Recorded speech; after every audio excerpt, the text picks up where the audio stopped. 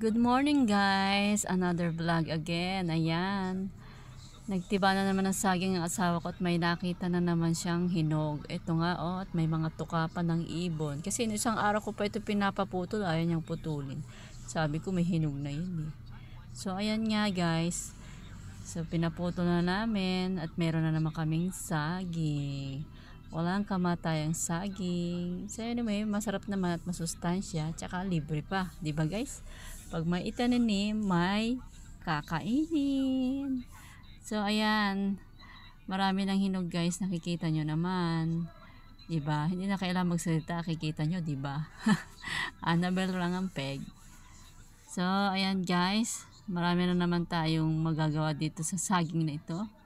Ilalaga, ipiprito, banana Q. O ayan, at pinapiling ko na ang saging. Ang saging ng buhay. At ayan nga pala guys, sa totoo lang, masustansya talaga yan saging.